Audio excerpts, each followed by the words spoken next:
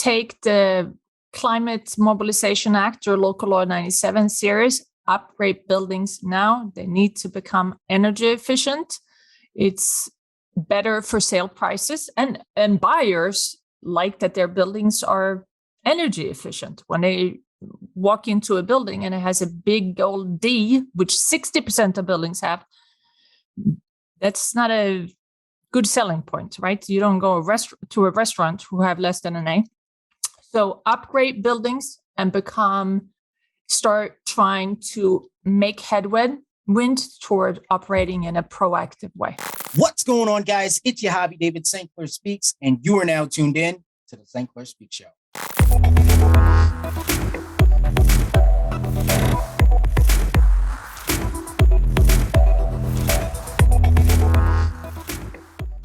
You are now tuned in to the St. Clair Speaks Show. What's going on, guys? Welcome back to the St. Clair Speaks Show podcast. I'm your host, Yahavy St. Clair. Guys, we have another incredible guest. Great, amazing story, but I'm super excited to learn what she is doing in business. Guys, we are sitting down with Tina Larsson. She is the owner and the co-founder of the Folson Group Financial Consultants. She's efficiently an expert in New York City. She's helping others in real estate, of course, with co-ops and condo boards, as well as building owners. Tina has 25 years experience analyzing, interpreting complex financial data. She has an incredible backstory as well. She has come from Sweden in 1994, and she is booming her business here in 2022. Tina, welcome to the St. Clair Speaks Show podcast. Please give our listeners a 3 to 5 minute introduction of yourself, your backstory. Let's go. Fire it up. Thank you so much, Yahavy, and thank you so much for having me on the St. Clair Speaks Show. So, Yahavy put it in my words, but I am from Sweden. I moved here in 1994 to New York City. I started working on Wall Street as a business analyst. So I was analyzing all of this complex data for the purpose of investing my clients' assets or their savings, their investments. And in doing so, and I did that for many, many years, I am still doing that, but instead of learning industries that are interested for investment purposes, my partner, my co-founder, he actually got elected to his co-op board. So I learned the ins and outs of how buildings are run. And in doing that, I did exactly what I had done in my financial background of analyzing maybe industries like, fast food industries or whatever industry I was analyzing. I did exactly the same for the co-op and condo industry, how multifamily apartment buildings in New York City are run. In doing so, I figured out how to save some money. And we were able to help his building save $340,000 in the first 3 years. He was on the board. I have no decision making at all, but I made recommendations. And when I was out networking, so I'm an avid networker. I network all the time for business purposes. And so when I was out telling people that I was a financial advisor, nobody needs to meet another one of those. You know how many financial advisors there were back then, even more in New York City. So instead, I started telling people, well, I saved my co-op, saved $340,000. And when I did, almost everyone, not all everyone, almost everyone asked me if I could introduce you to their board. And I said to my now business partner, I said, should we start a business? Do you think we have a business here? We did some market research and we started a business. So that's what we do. We consult co-op and condo boards on reducing their operating cost and also the cost of all of their projects. And there are lots of projects for buildings, very complex organizations. So that's me.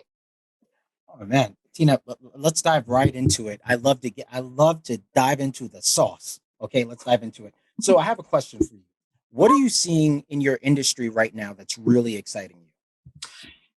What is really exciting me is that they passed, I don't know if the law is so exciting, but they passed a law where it's called Local Law 97. It is where all buildings in New York City, commercial also, every single building in New York City, they have to become greener.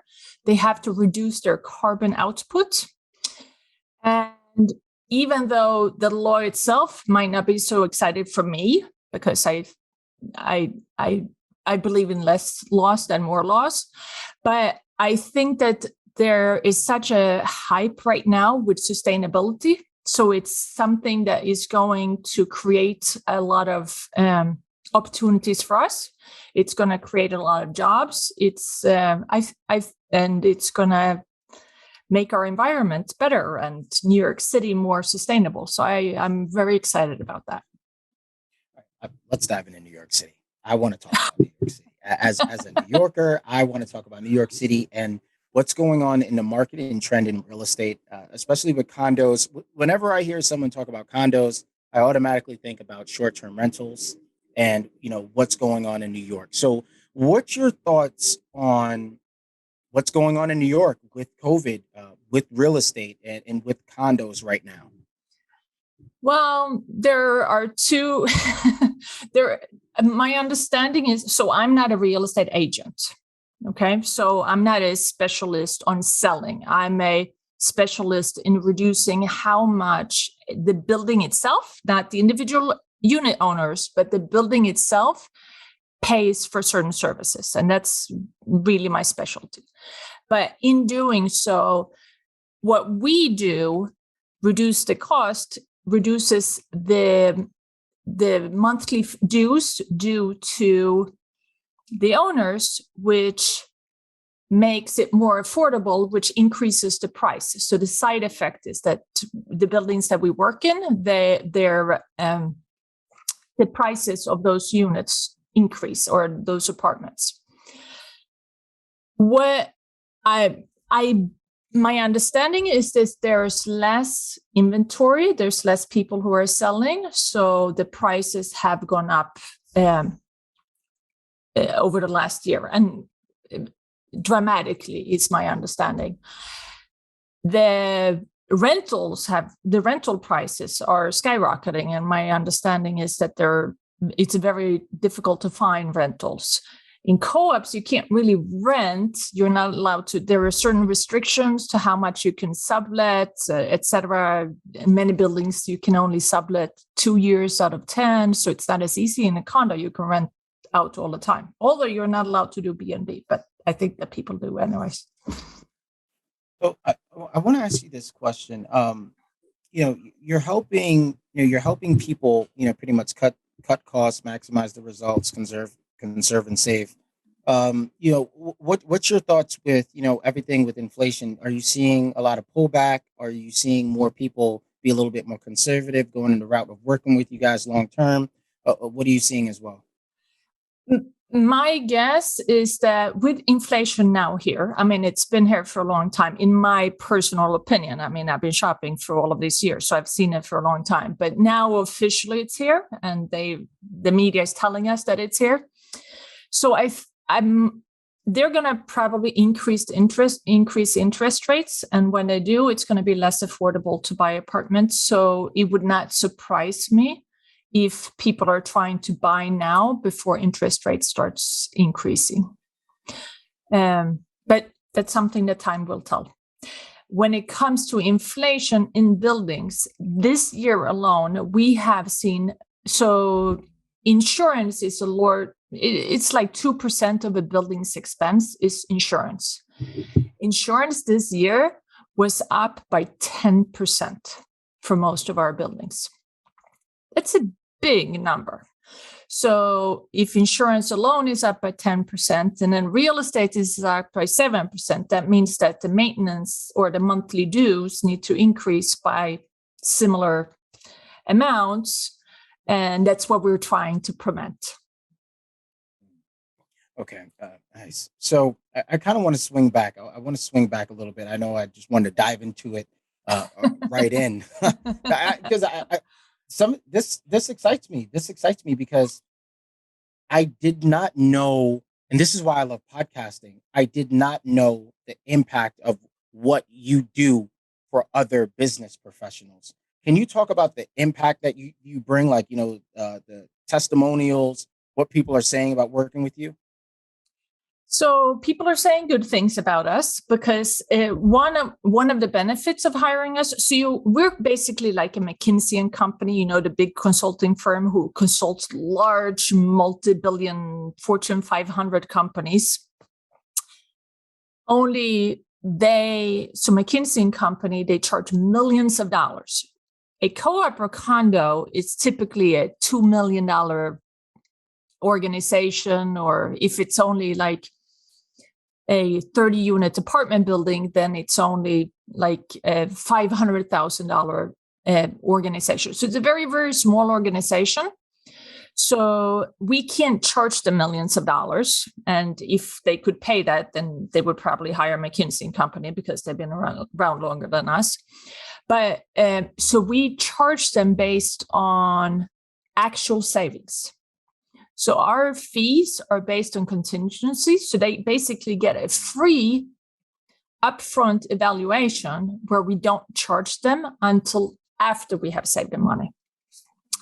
So that's one way that we're helping them trying to achieve their goal of making their buildings more sustainable and more affordable. Thank you for streaming this episode of the St. Clair Speaks Show podcast. Don't forget to visit StclairSpeaks.com and order your copy of my first book, Sweats to Suits, available now in Kindle and paperback edition. If you want to be my next guest, or my next guest, give me a referral, and I will sponsor your business in an ad segment just like this. Visit StclairSpeaks.com and learn more about the St. Clair Speaks Show podcast proposal. It's that time. What would you say are the 5 secrets to changing a reactive to proactive organization? Ooh, that is that's a tough one and an interesting one. And that is one of the things that we really do. So a reactive organization, and I don't really want to do the definition, that's what most co-op and condo boards operate as, because there's so many laws and so many building regulations that they have a hard time just keeping up with what is mandatory. And there's a leak and they have to take care of it. And there's a facade inspection that is mandated. So for them to have a full-time job and a family and hobbies and all of this stuff, to keep up only what we call operating in a reactive mode, or what is necessary, they're lucky that they can keep up with that. So to become proactive, it's to set up systems. The number one tip for our listeners today is to do what you do in your regular business. So all of these people, they have a regular job. They don't operate or maybe they even are business owners. They don't do their regular job in a reactive mode, most likely. Most people try to advance and to be proactive, to anticipate and to plan, because reactive mode, then it's very stressful. Nobody wants to operate like that. So the number one tip that we have a few tips, but the number one is try to implement whatever systems that you have in your business. Try to use that for your board responsibilities. The second one is don't be afraid of change. Just because you've done something for the last decades doesn't mean that you should be doing it that way now. Think about it. Try to think out of the box. Try to say, okay, we've done it like this, but it's this. We have used this vendor for the last 30 years, but should we explore using someone else? Should we explore bringing in a consultant? Should we explore, etc.? Business number 3. Now you're like, I should have made a little list here, but start with the end in mind, as Stephen Covey says. Come up with a long-term plan. Don't just react to what is happening now, but have a long-term plan. What's your 5-year plan? What's your goal? Where do you want your building to be in 10 years from now or 5 years from now? And then prioritize, what do we need to do now to get towards that goal? What do we need to do next year? And once we finish project number 1, what is project number 2? To try to move the building along. But if you don't have a long-term goal, we worked with one building and they were very, very early adapters of wanting to go green. So what they did was that they installed a roof garden with solar panels. They replaced the roof. They installed, it looks like the High Line. It's gorgeous. And solar panels, they have a completely irrigated, self-irrigating roof where rainwater is collected and it's irrigated by that, and it has all of these different living areas or like sitting areas for large groups.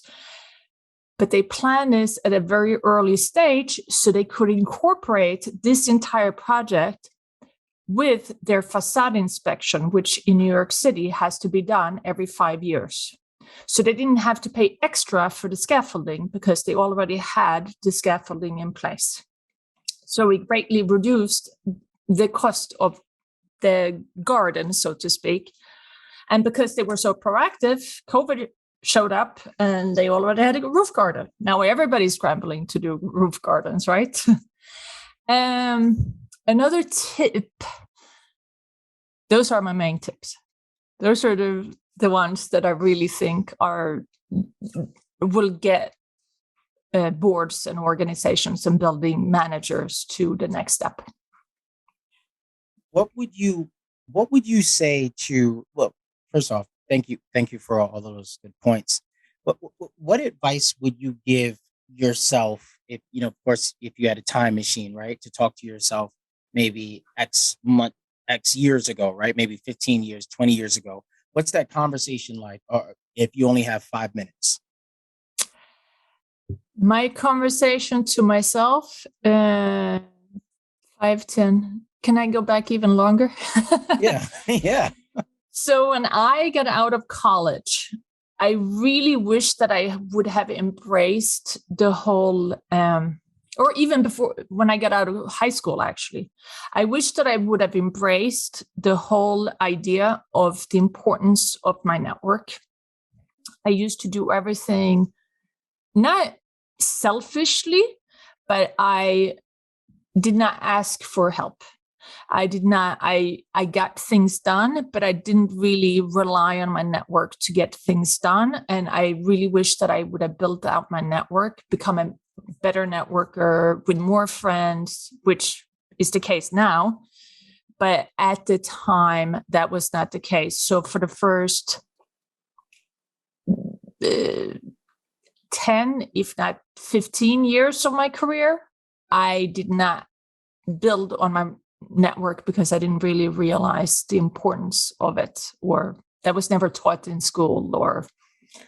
So that's the one thing that I wish that I would have done.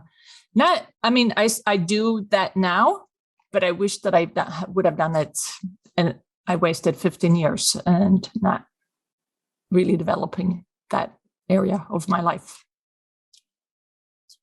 That's a good one. That's a very good one. That's a gem right there. I second you on networking for sure. I want to ask you, since we just went backwards, right? To see 15 years ago, X amount of years ago. In the next, say, 5-10 years, where do you see your industry going? Where do you see condos going, the state of condos going within the next 15 years? So number one, the whole local law 97, the energy efficiency law, even though we recommend our clients and we are avid promoters of upgrading the buildings and reducing their carbon now, we see, so in 2024, is the first year that is going to serve as the base as building being fined. And we really see that nothing is going to happen before then because they're not forward thinking and they're not really planning, and they are operating right now in a reactive mode. Most of them, not all of them. 2030 is the second step when the carbon has to be reduced even further. At that time, 80% of buildings in New York City, if they do nothing now, will be fined hundreds of thousands of dollars per year. So to your point, 10 years from now is when they're going to see those fines. That is when we really think that there's going to be a major shift in how buildings become more sustainable. Even if it's talked about now, it's good to have, and we recommend that they do it now. And many other organizations and the city are encouraging buildings to do this now.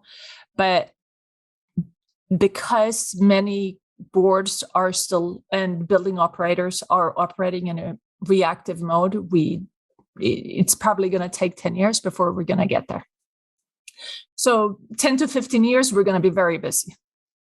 We're going to have to timestamp this and look at this within 10 years and just look back and see, because there's a lot going on right now. And with all of that being said, we touched on a lot of different points today. What is the key takeaway message with this episode? Because again, there's a lot of good talking points here. So what is the biggest key takeaway? Biggest key takeaway, take the Climate Mobilization Act or Local Law 97 series, upgrade buildings now. They need to become energy efficient. It's better for sale prices, and buyers like that their buildings are energy efficient. When they walk into a building and it has a big gold D, which 60% of buildings have, that's not a good selling point, right? You don't go to a restaurant who have less than an A. So upgrade buildings and start trying to make headwind toward operating in a proactive way. Those are my top ones. Proactive, not reactive. That's another hidden gem too. That's another proactive.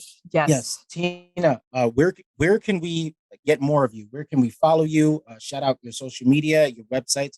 Where can we keep up? Okay, sounds good. Thank you. So our website is www, as everybody knows, thefolsongroup.com. That's